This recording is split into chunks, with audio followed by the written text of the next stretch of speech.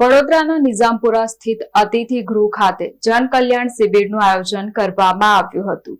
આ શિબિરમાં વિવિધ સરકારી યોજનાઓનો લાભ લોકોને એક જ સ્થળે મળી રહે તે હેતુથી અનેક વિભાગોના સ્ટોલ ઊભા કરવામાં આવ્યા હતા। કાર્યક્રમમાં વડોદરાના મેયર, મ્યુનિસિપલ કમિશનર, બાળ વિકાસ મંત્રી મનીષાબેન વકીલ, ધારાસભ્ય તેમજ કોર્પોરેટરો ઉપસ્થિત રહ્યા હતા।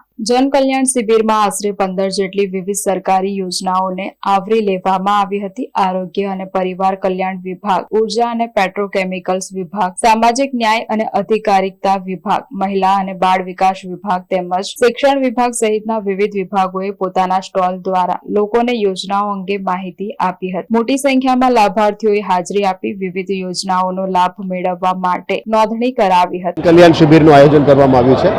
માન્ય રાજ્ય સરકાર તરફથી જે આપણને ગાઈડન્સ મળી રહ્યા છે એના લઈને જે પણ ડિપાર્ટમેન્ટની સુવિધાઓ આપણે પબ્લિકને સેવા પૂરું પાડવાના છે એમાં મોટાભાગમાં આયુષ્માન ભારત, જનકલ્યાણની કાર્યક્રમ સાથે સાથે મહિલા બાળ વિકાસ, હેલ્થ, સામાજિક ન્યાય અધિકારિતા, રેશન કાર્ડની વધારો સુધારો એ બધાનો અત્યારે કાર્યક્રમ લેવામાં આવ્યો છે।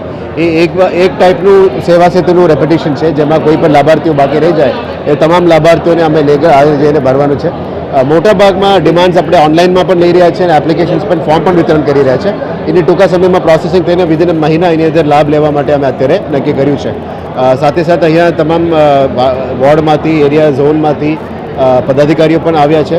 માન્ય મંત્રીશ્રી, મહિલા બાળ વિકાસ પણ પધાર્યા છે, માન્ય દંડકશ્રી, મેયરશ્રી, ધારાસભ્યશ્રીઓ અને 5 પદાધિકારીઓ સાથે વડોદરા મહાનગરપાલિકા તરફથી ખૂબ સારું સપોર્ટ અને પબ્લિક સુધી મેસેજ લઈ જઈ રહ્યા છે। આવનારા દિવસોમાં આશા રાખી કે આવા શિબિરો જાતે કોર્પોરેશન પણ વધારે કરે, જેથી કરીને કલેક્ટર કચેરી, મામલતદાર કચેરી સાથે મળીને જેની સિટી વિસ્તારમાં જે પણ લાભાર્થીઓને લાભ આપવાનો છે એ પણ વધારે આપવાનું મહેનત કરીશું। એ ફર્સ્ટ ફેઝ છે। એ ફર્સ્ટ ફેઝ એ જેટલું કીધું એ રાજ્ય સરકારવાળો કાર્યક્રમ અહીંયા કરી રહ્યા છે। આવનારા દિવસોમાં વધારે ફેઝ 2, ફેઝ 3 અલગ અલગ ઝોનમાં પણ કરવાના છે।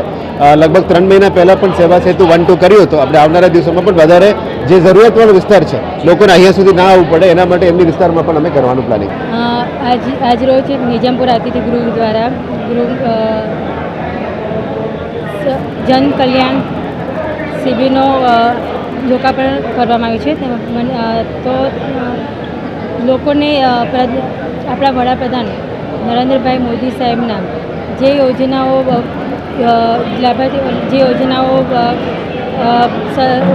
રાજ્ય સરકાર અને કેન્દ્ર સરકાર દ્વારા જે યોજના બહાર પાડવામાં આવી છે એનું જન સુધી લોકો સુધી પહોંચે એ હેતુથી અને 2047નું જે ધ્યેય છે એને સાકાર કરવાના ઉદ્દેશથી આ કાર્યક્રમનો યોજવામાં આવી રહ્યો છે।